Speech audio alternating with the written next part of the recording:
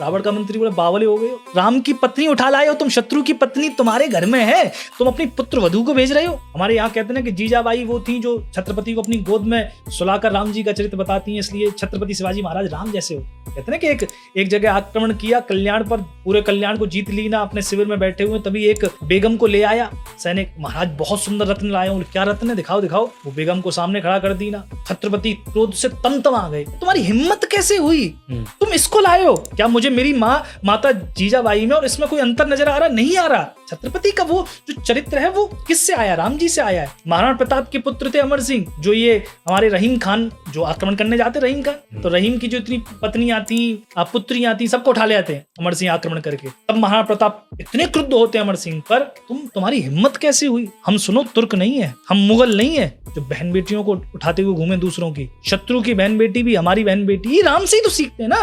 राम की जब इंद्रजित का अंत हो जाता है, क्या कहते हैं, इंद्रजित का जो शीश था वो प्रभु श्री राम के पास था, जो शरीर था केवल भुजा कट के गई थी वहां पर, आनंद रामायण में कथा है सुलोचना के पास। तब सुलोचना जाती है कि मैं अपने पति का शव लेने जा रही हूँ। रावण ने कहा चले जाओ। रावण का मंत्री बोले बावले हो गए हो, राम की पत्नी उठा लाए हो तुम, शत्रु की पत्नी तुम्हारे घर में है, तुम अपनी पुत्र वधू को भेज रहे हो। तब रावण बड़ी सुंदर बात करता, रावण कहता है कि सुनो, मुझसे ज्यादा विश्वास राम पर है, मुझसे ज्यादा विश्वास ये है कि मेरी पुत्र वधू जितनी सुरक्षित मेरे इस महल में है, उससे ज्यादा सुरक्षित राम के शिविर में है। ये रावण कह रहा है, रावण को भी विश्वास है कि शत्रु हो तो राम जैसा हो। तो राम का वो चरित्र है।